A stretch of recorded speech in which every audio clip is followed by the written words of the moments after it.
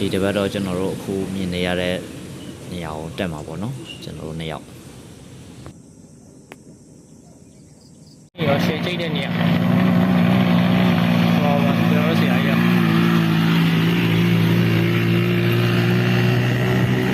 ကျွန်တော်ဖိုက်တာကြီးနေပါတော့အဲ့တော့ကျွန်တော်ဒီကုန်းကြီးကိုကျွန်တော်ပြန်ကြည့်အောင်ပါကဟာကျွန်တော်လေးရောက်ပင်ပန်းနေလို့ထင်တယ်ဒီဟာကြီးကိုကျွန်တော်လုံးလုံးလို့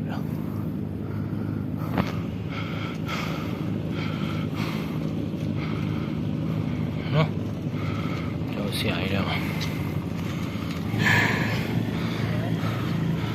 ပြန်လိုက်တာပြန်လိုက်တာ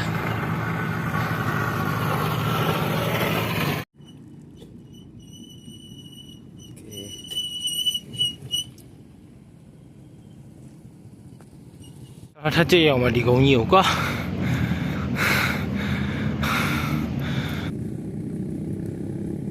ကျွန်တော်တို့တောင်ပေါ်ဒေသတွေမှာစပိန်ဘယ်လိုစီးရတယ်လဲဆိုတော့ခုလိုမျိုးပေါ့နော်ဒါမျိုးစီးရတာပေါ့လေနော်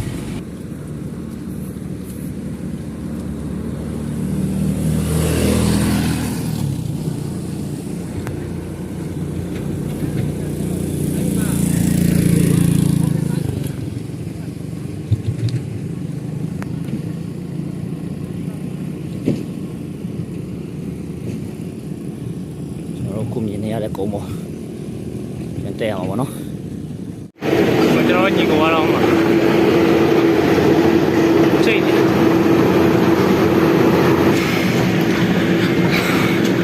သူကအချီပေါ့နော်ဒါ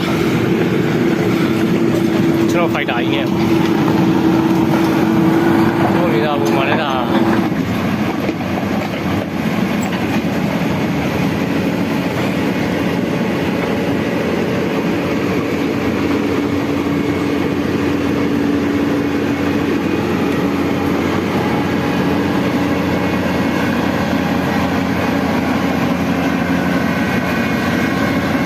ကြီးလာနော်ကားကြီးဘေးမှာကတ်ထားဘေးမှာကတ်ထားလိုက်အ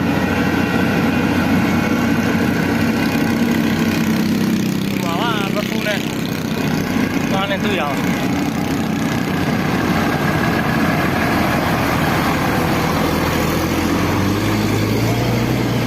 အားလုံးဘိန်းနေအောင်ချော်တယ်ဗျကေးလမ်းကတော့ကြည့်ရင်လည်းနင်းကျင်သေးတောင်ပေါက်တော့ဗောနော်နဲတဲ့အမြင့်ကြီးလားကားတော့ကရှစ်သက်ရတာဗောနော်အားနေတော့ကျွန်တော်တို့အခုဆိုရင်ကျွန်တော်တို့စူးစမ်းပြီးနင်းပြလိုက်တာတောင်ပေါ်ရွာလေးစီရောက်ခဲ့ပြီဗောနော်တောင်ပေါ်ကုန်းပေါ်မှာတည်ထားတဲ့မော်ရွာလေးဗောနော်ဟိုရွာကြီးဗောနော်ဒါကတော့ကြောက်ရှာတဲ့မော်သူမော်သားတွေဒါတဖြည်းဖြည်းနေကြရင်နဲ့ဒါရွာလေးဖြစ်သွားတာဗောနော်စုနေကြရင်လည်းတောင်ပေါ်ဈေးလေးပေါ့နော်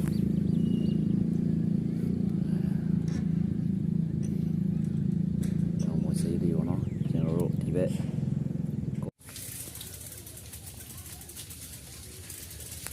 ကျွန်တော်တို့ရဲ့အနိုင်ကိုရောက်ဖို့ခက်တဲရတာပေါ့နော်အကျိုးလမ်းကြအနေမှာကျွန်တော်တို့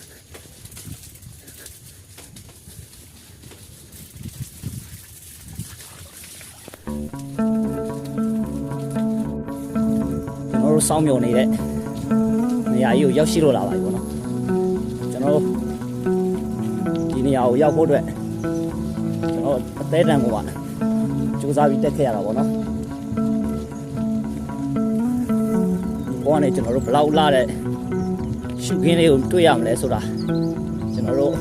တစ်ချက်ကြည့်မယ်ပေါ့နော်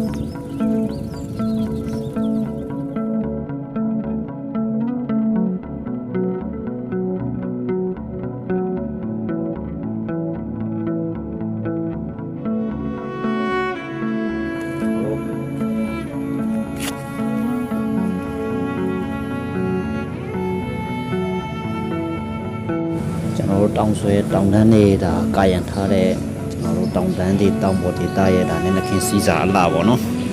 ဟိုအရင်ဘက်ကတက်ခဲ့တာပေါ့ကိုယ့်ဘက်ကတောင်ပေါ့နော်အရင်ဘက်ကတက်ခဲ့တာ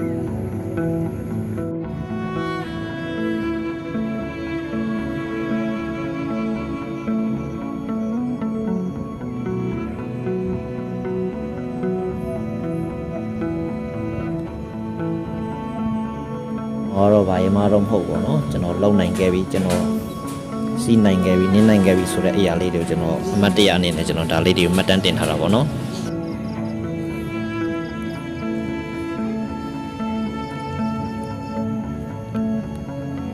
ဟိုအောက်ကဟာလေးတွေကတော့ဒါကျွန်တော်တို့ဒါကျွန်တော်တို့စားတက်ခဲ့တဲ့နေရာပေါ့နော်ဟိုဒီဘက်ကနေတက်ခဲ့ရအောင်ကျွန်တော်ရောက်ခဲ့ပြီပေါ့နော်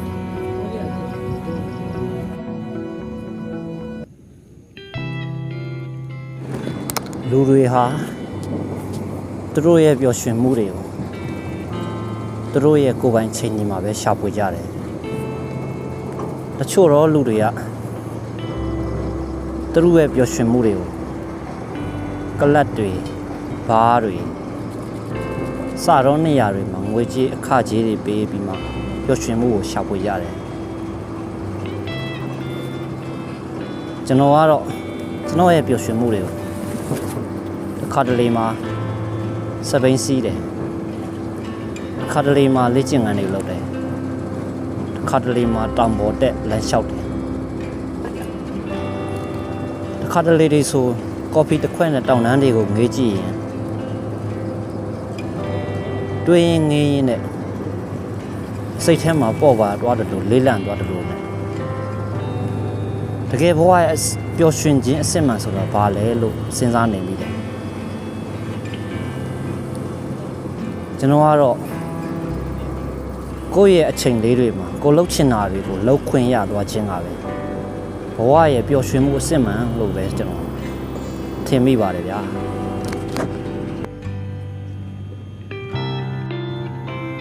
တချို့တော့ပျော်ရွှင်မှုတွေကဘယ်အရာတွေကကိုယ့်ကိုပျော်ရွှင်စေတာလဲဘယ်အရာတွေကကိုယ့်ကိုမပျော်ရွှင်စေတာလဲဆိုတဲ့ဟာတွေကိုကွဲကွဲပြားပြားသိသွားတဲ့ခါကျရင်ပျော်ရွှင်မှုအစစ်မှန်ကိုရှာတွေ့ကြတယ်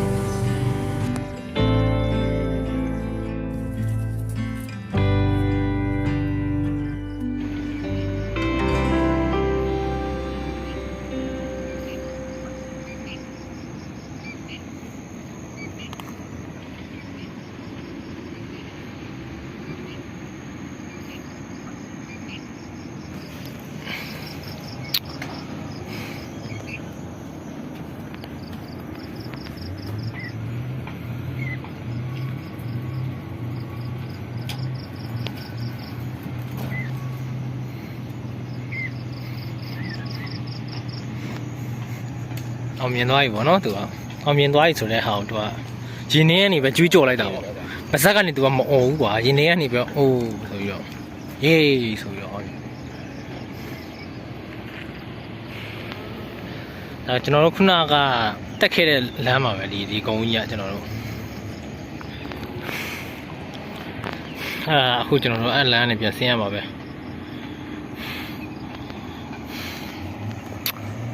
ကျွန်တော်တို့ရဲ့နေရာဟိုးဘက်သိရမလားအခုမြင်နေရတဲ့နေရာရဲ့ဟိုးဘက်အချမ်းမှာကွာကျွန်တော်တို့ဟာဟိုးဘက်ကြားထဲမှာကွာအာကဘက်ကနေကျွန်တော်တို့ရဲ့ဘက်ကနေစပြီးတော့ထွက်ခဲ့တာပေါ့ကျွန်တော်တို့ဒီနေ့တနေ့ကနေနေရတာကျွန်တော်တို့ဒါဒီလောက်ပဲပေါ့နော်ဒီနေ့တော့ကျွန်တော်တို့ရောက်ချင်ခဲ့တဲ့နေရာပေါ့ဒါကျွန်တော်တို့အရင်ကလေးကနေဟိုးဘက်အိမ်ကလေးကနေကွာဟိုးဘက်တောင်ကလေးကနေကျွန်တော်တို့ဒီဘက်ကန်းကဒီဓမ္မယုံကိုကျွန်တော်တို့ဒုံးမယ်ဆိုပြီးတော့ကျွန်တော်တို့ plan လေးဆွဲခဲ့တာကွာကျွန်တော်တို့နှစ်လောက်တော့ရှိသွားတယ်ကွာအမှန်ပြောရရင်ကျွန်တော်တို့ရောက်ခဲ့ပြီပေါ့နော်ပြောခဲ့တာသိရမလားကျွန်တော်တို့ဒီဘက်ကိုလာဖို့အတွက်ကကျွန်တော်တို့ကြာပြီွားကြာပြီသွားမယ်တရက်သွားမယ်နဲ့ကျွန်တော်ဒီနေ့မှပဲရောက်ခဲ့တာပဲကျွန်တော်တို့ဒါတကယ်ကြီးတော့ကြီးလောက်အောင်ကျွန်တော်တို့တောင်ပေါ်မှာတကယ်အောက်မှာတွေပဲကျွန်တော်လူတွေနေကြတာကျွန်တော်တို့နေရပေါ့ဒါကျွန်တော်တို့ကြီးလောက်ဟိုမှာကြားပါတယ်တွေ့လားအောင်ပေါ်မှာတကယ်အောက်မှာတွေပဲကျွန်တော်လူတွေနေကြတာကျွန်တော်တို့နေရပေါ့ဒါကျွန်တော်တို့ကြီးလောက်ဟိုမှာကြားပါတယ်တွေ့လား